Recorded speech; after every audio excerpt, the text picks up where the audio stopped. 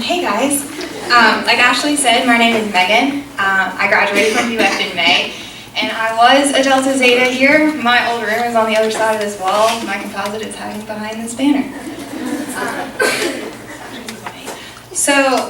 Welcome. If it is your first time, I'm really happy you're here, and I'm happy all of you are here spending your day off of class with us.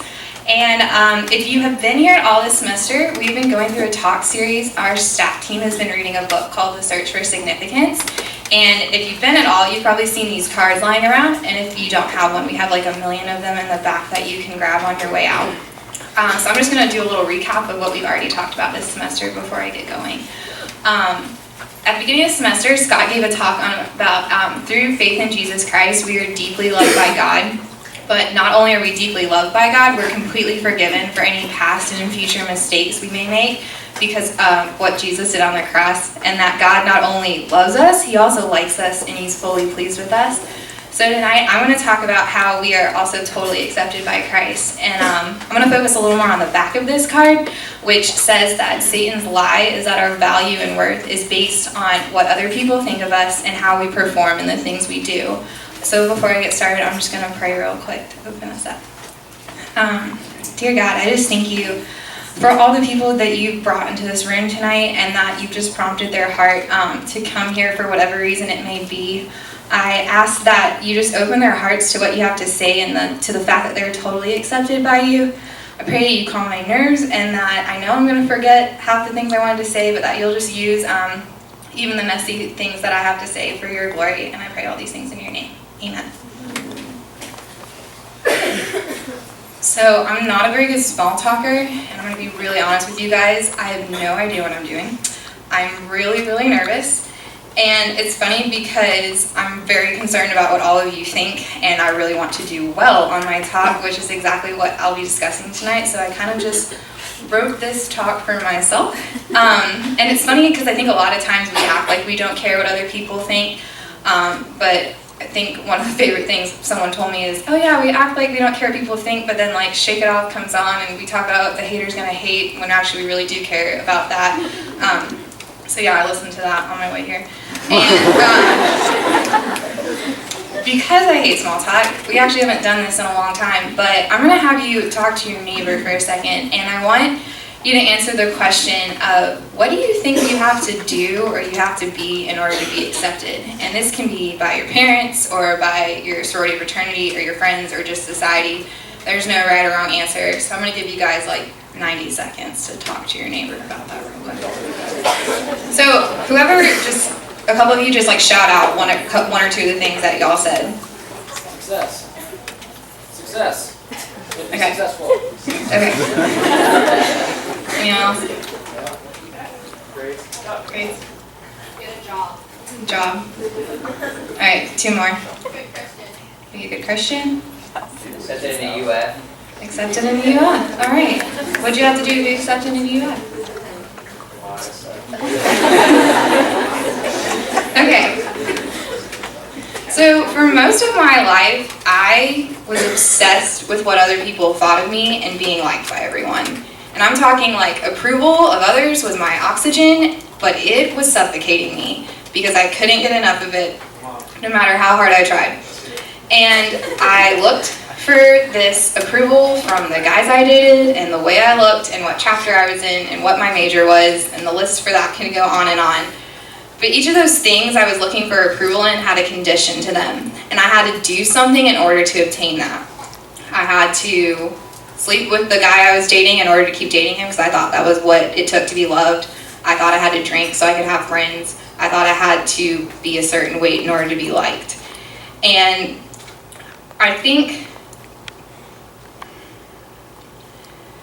I thought I could gain acceptance from all of these things that are of the world, but for some reason I didn't think I could gain God's acceptance. And in a way I was kind of right in that because, as I'm going to expound on, we can't gain God's approval. But I had a wrong thinking and I was kind of missing the point. I could strive to get good grades and I could strive to be a certain type of person to get attention from certain kind of people. But even if I read my Bible and I went to Doulos meetings and I prayed, I didn't think that I could earn God's love because I thought I had just fallen way too short for that and I was never going to be enough. And I think The reason a lot of us in here, when we hear the term we're totally accepted, we don't really understand what that means, because everything we look for acceptance is so conditional. And especially in Greek life, like if you think about what you had to do to get in UF, you had to have certain SAT scores to get accepted. And you go through rush and recruitment, and you have to portray some sort of something so someone can give you a bid for you to accept, which doesn't make sense but they're giving the bids. And we build these like mile-long resumes so we can have like these killer internships and get these jobs in the future, and we're constantly trying to do these things, but none of them get handed to us. So it's hard for us to understand, here's this God who has something that he's willing to give us for no cost, when everything we try to get has some sort of cost to it. So I'm going to read a passage out of Ephesians 2. Verses 8 through 10. For it is by grace you have been saved through faith, and this is not from yourselves, it is a gift from God, and not by works, so no one can boast. For we are God's handiwork, created in Christ Jesus to do good works, which Christ prepared for us to do in advance.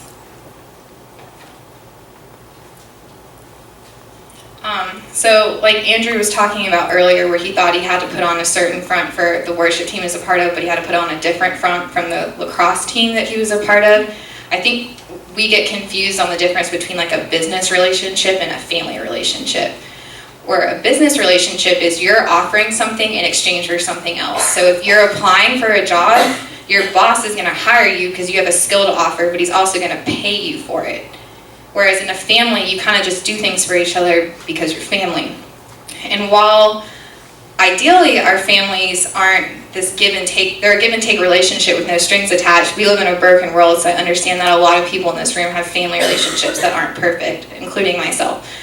How many of you have ever gotten in like a fender bender or like a minor scooter accident? So how many of you, when you realized this, your first thought wasn't, oh, I'm really relieved I'm okay. It was, oh crap, my parents are going to kill me.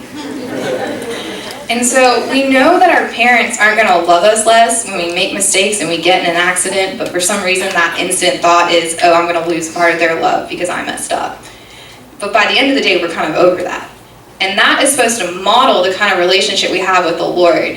And while our parents might discipline us for the mistakes they made, you know, if you were texting and driving and got in an accident, they might stop paying your cell phone bill, or they might make you pay the extra insurance for getting the accident, but it's so you'll learn not to do it again. It's not because they love you any less. They just want what's best for you, and they want you to grow from that. But we kind of look at God more like a boss, where if we mess up, we get fired. And that we don't have that same unconditional love that we do from our parents, when in fact God's love is more unconditional than our parents. And he's not even mad for a second about it. He doesn't get really heated about the insurance bill going up. He offers us that instant forgiveness. And so I think something that I've realized a lot in my life is I place a whole lot of value in what other people think and how I do things than Jesus dying on the cross for me. And I think somehow these things I can control and I can gain them, and it's all about what I do instead of about what God already did. And our identity and source of acceptance is supposed to come from the Lord. And whether you realize that or not, we're constantly looking for places to fill this void that has been created inside of us. You have your parents' DNA, whether you asked for it or not, whether they wanted to give it to you or not, you have it, and that can't change. And it's the same way with God, because he's our Father and our Creator, and he put inside us this void that can only be filled by him. And we're constantly looking to other places to fill that void. And for me, I was filling it with all of these things that I mentioned earlier, and it would fill me for the second, but a second later it'd be gone, and I couldn't get enough of it. And I kept trying to get more and trying to get more, and I just left feeling more and more empty. And it's because our very beings are designed to have that longing, but that longing can only be filled by Jesus. And so when we put these things as something more worth than Jesus, our reality is very skewed. And Paul writes in Philippians that he counts it all as trash compared to knowing Jesus. And trash is the G-rated word. If I actually translate it in Greek, I wouldn't be allowed to say it in here, because that's just how worthless everything else is. So why do we care so much about what everyone else thinks? And how do we understand and embrace this unconditional love in our conditional world? Because David writes in Psalms that, God is for him, and what can mere man do to him? Why are we afraid of all of these things when we have God who is supreme and who is all we're ever going to need? And I think even those of us in here who are Christians can live as slaves to this in a lot of ways. And one of the ways I think about is we know what it's like to be fully accepted by Christ, at least in our heads for the most part. And I can live free in knowing that no matter what I do and no matter what other people think of me, like I'm God's daughter. And there's nothing anyone can do to take that away from me.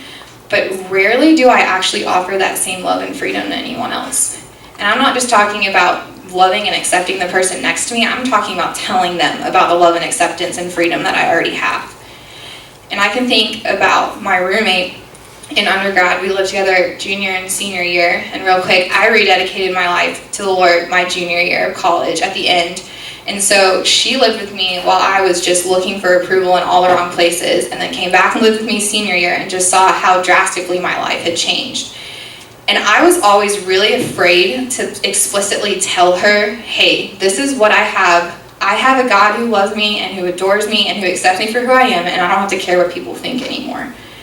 But instead I was like, oh, she lives with me. She sees it every day. She'll know based on how I live my life. And so the end of senior year rolls around. I'm asked to get up here like Andrew did and share my story. And she's a good friend and roommate. So she comes and she says to me before I get up to speak, I have no idea what you're going to say. And that just crushed me, because I was like, how do you not know? You see it every day. You see the freedom I'm living in. I just thought you didn't want it. And she's like, well, you never said anything. And I was just like, how often do I do this with the people who are closest to me? Like, this is my best friend, this is my roommate, and I'm too scared about what she thinks of me, because I think we don't want to come across as being unaccepting when we're really just offering people the acceptance that they're looking for. Everything in the world we live in is measured on enoughs. You have to have enough money to do things. You have to have a good enough GPA. You have to be pretty enough. You have to have enough skills to get said job. You name it. It all is measured, and you need enough of this. Which, and if y'all take anything away from this, is so the opposite of what Jesus came to do. And he said, enough with being enough, because I am enough, and I was enough, and I will always be enough.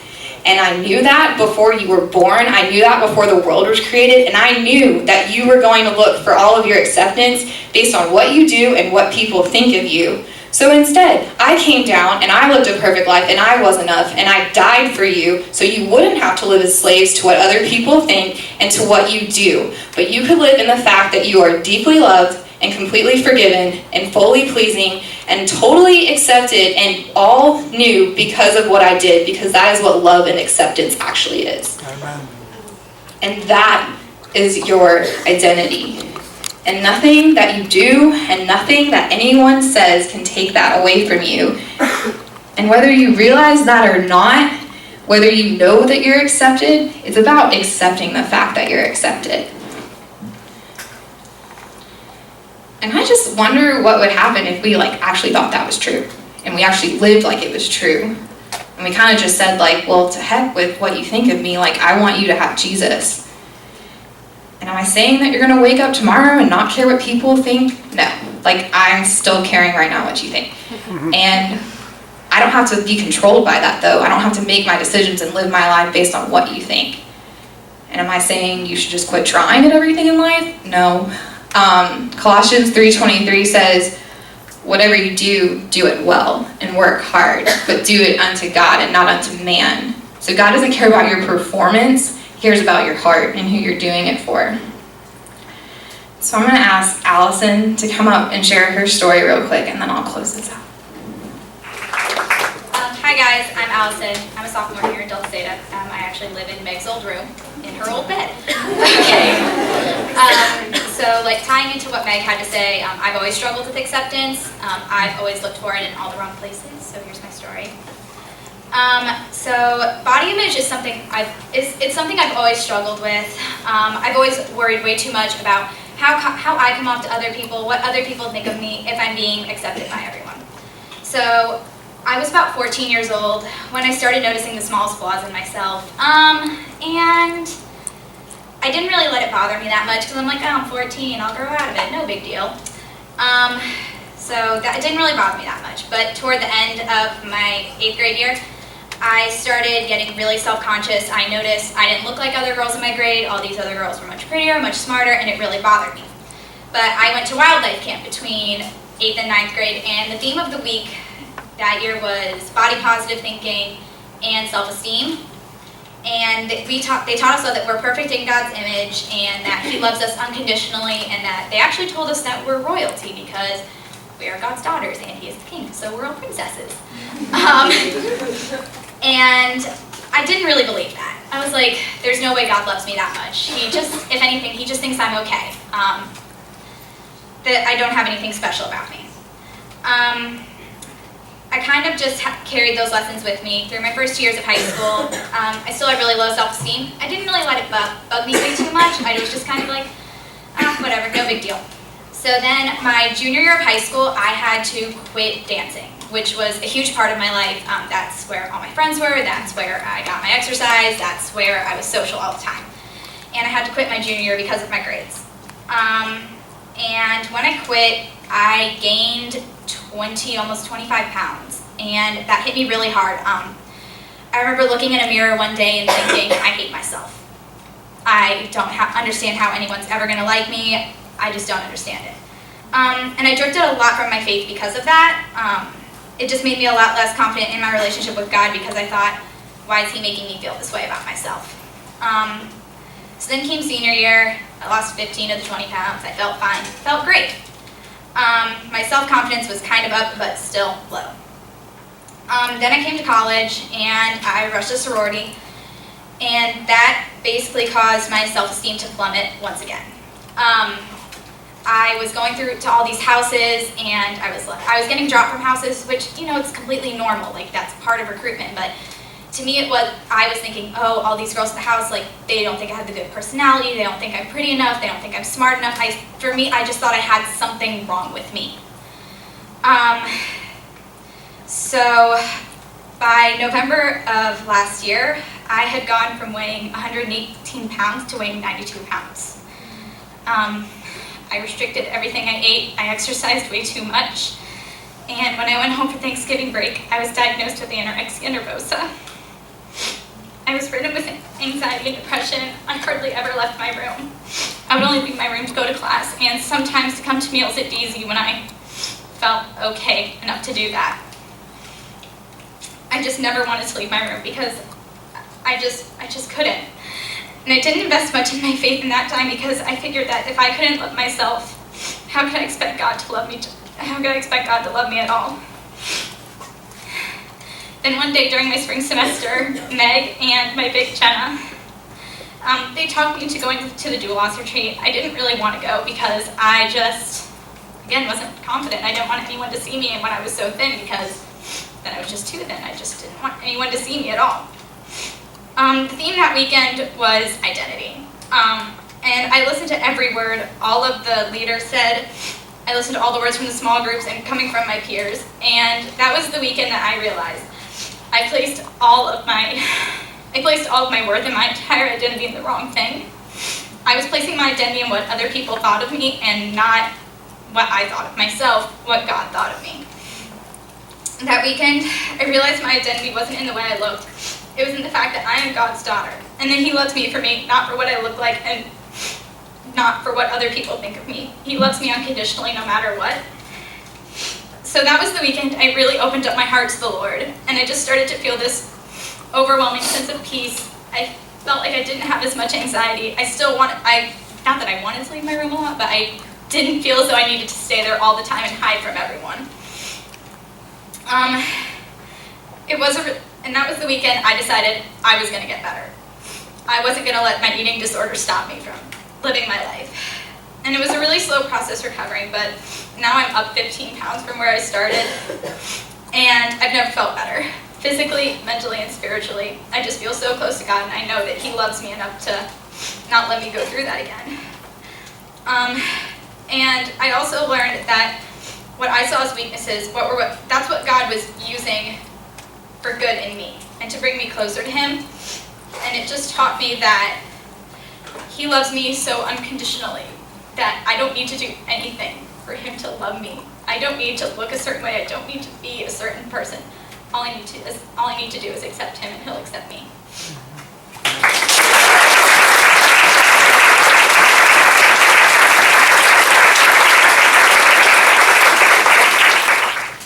Thank you so much, Allison. I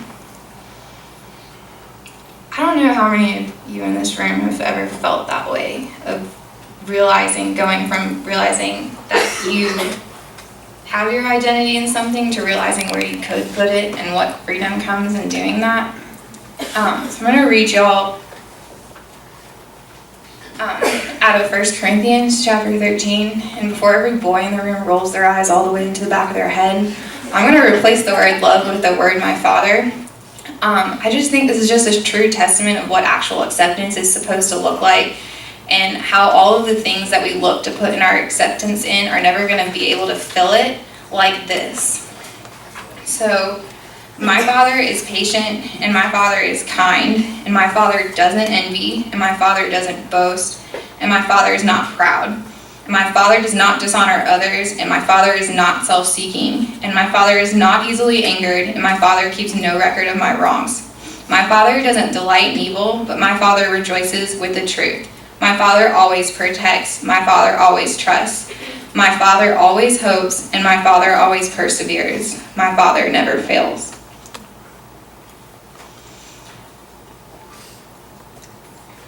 You know, Andrew has a very different story from me, and I have a very different story from Allison, but one thing that they do have in common is that it went from realizing where our identity lied.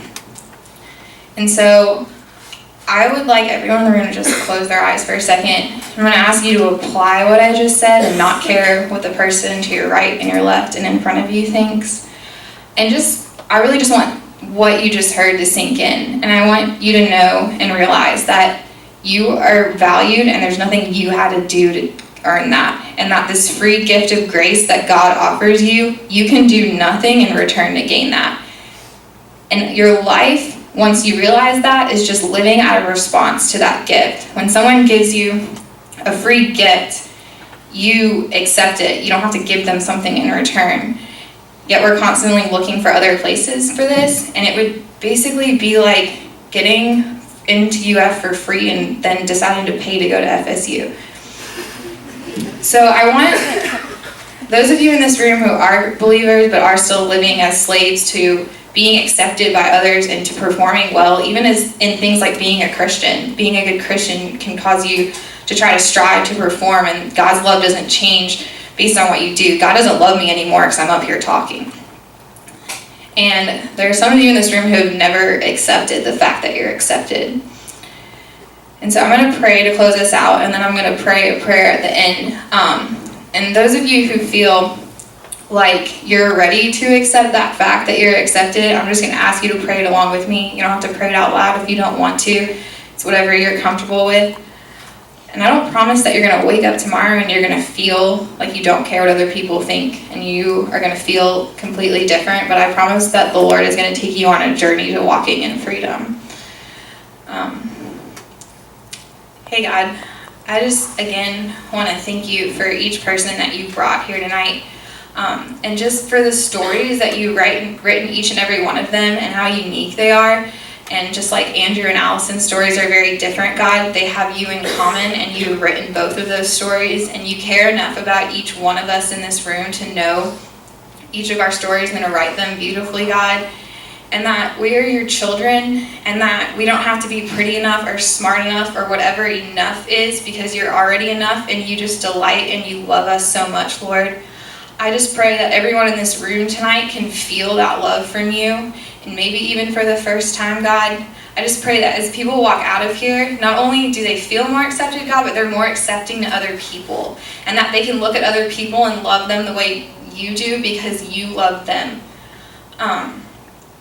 And God, I just ask that if there is anyone in this room who does want to know you more, God, and who does want that acceptance, that you just move in their hearts for them to respond to it, God. And if you are one of those people, if you just want to pray this along with me, God, thank you for accepting me before I even realized that I was accepted. And thank you for writing a story for me even before I realized you wrote it. And thank you for being enough even when I am not enough, and accepting me despite my flaws, Lord. I just ask that you come into my life and that I can live in freedom and out of response to the love and acceptance that you give me. And that I make you Lord of my life. And while I am going to make more mistakes, God, that I remember that you're not my boss, that you're my dad, and that you don't love me any less. You're not going to fire me. You're going to love me all the more, and you just want me to come to you. And I pray all these things in your name. Amen.